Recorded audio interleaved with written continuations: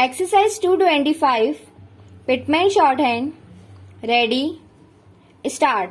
It is evident that we shall hardly succeed in our business relations unless we understand something of the law that guards and guarantees our legal rights, and in the last resort enforces the performance of bargains.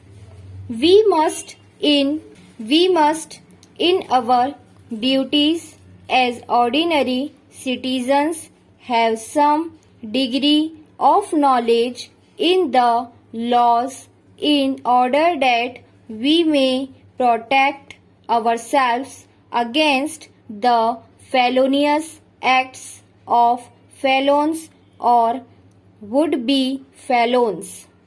In matters of business, we need to have a keener appreciation of our rights and obligations, or we shall probably fall into serious mistakes and possibly lose our whole fortune.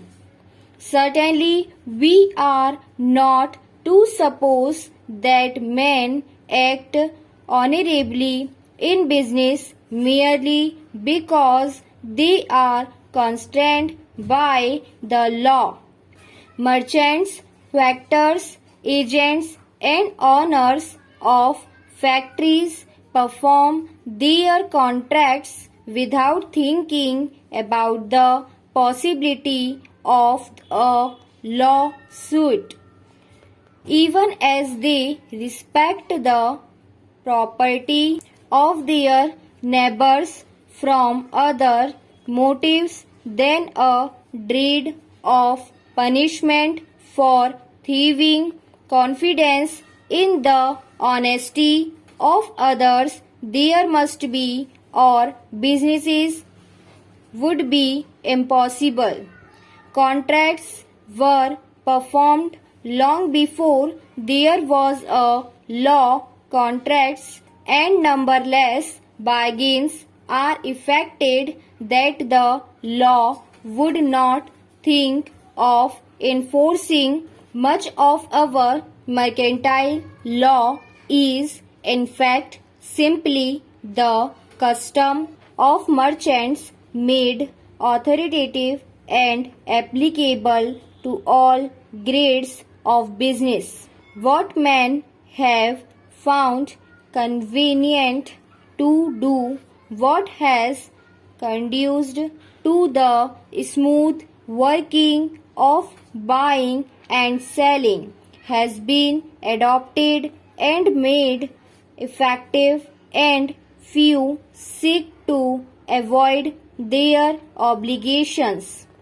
The merchants enjoyed special privileges and were subject to special duties, and their usages were binding only upon them. These usages were a body of customs by which trade was facilitated, and they were more firmly established as time passed.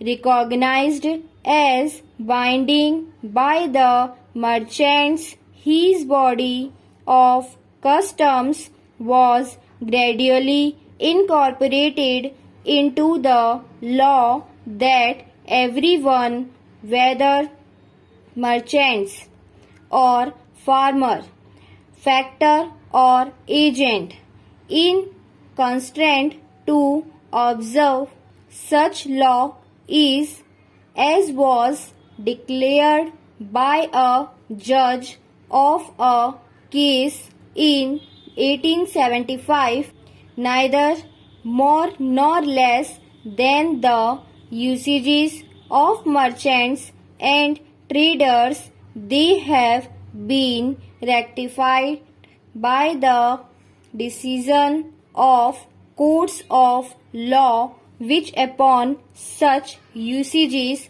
being proved before them, have adopted them as settled law. In the present tendency to consolidate the law, most of the usages are contained in the Sellers of Goods Act of 1893.